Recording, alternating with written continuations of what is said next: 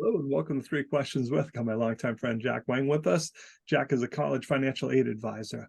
As always, before we start, please remember that Jack's on the show for informational purposes. Please don't take this as facts and take action on it. As always, seek a qualified financial person before you make any decisions in your life. All right, Jack, we got the disclaimer out of the way. How you doing today? Good. Thanks for having me on. Really appreciate it.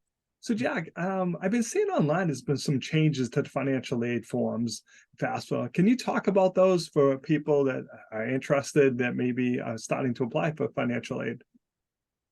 Yeah, there's some huge changes coming to the federal financial aid process, or the FAFSA, right, form for this coming academic year, which is 24-25.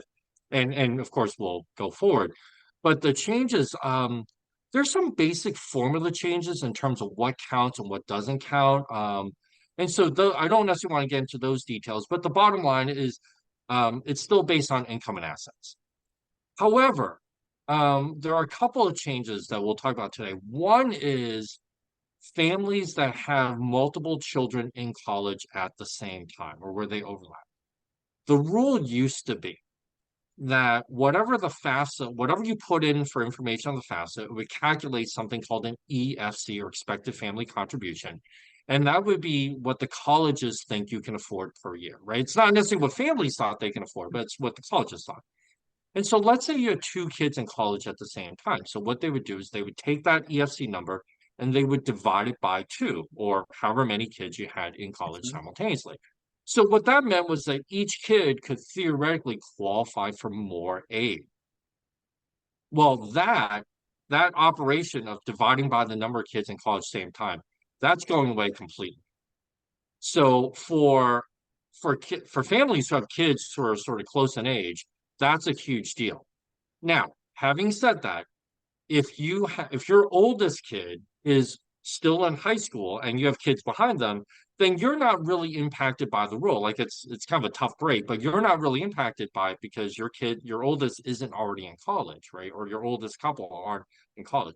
The families where they already have one in college and number two's coming, right now or whatever, those are the families that are going to see substantial impact. And so I talk to a lot of colleges each year. And the federal government has made provisions for colleges to make adjustments so that's not sticker shock. It's not going to be like one year, oh, my kid got a ton of aid, and the next year because of this change, all the aid went away.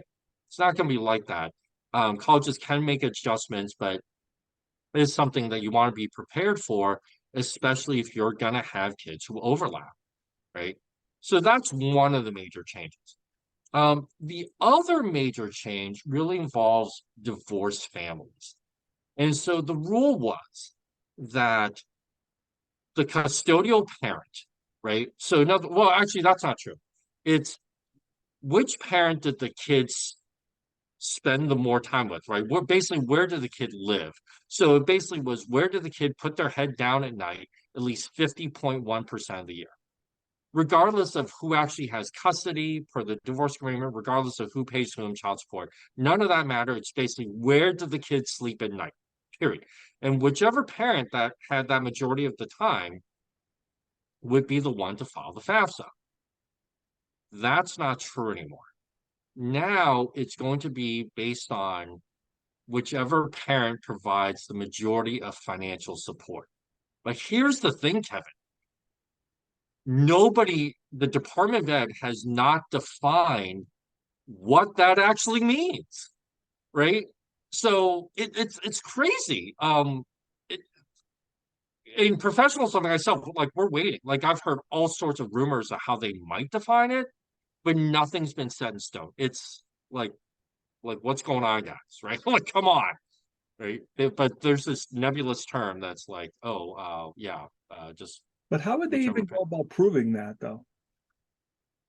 So it's a great question. I mean, so I've heard these rumors, right? And again, these have been the rumors as to how Department of Ed would define it, but none of these have turned out to be true, although they may ultimately turn out to be true.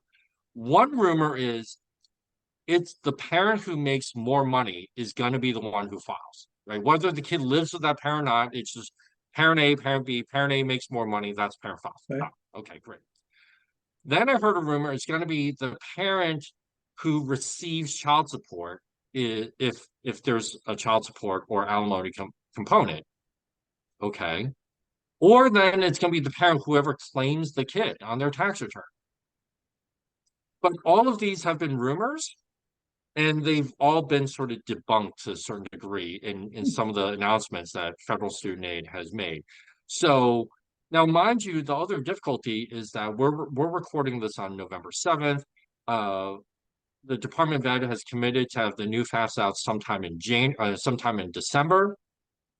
Although the running bet right now is December 31st at 11:59 p.m.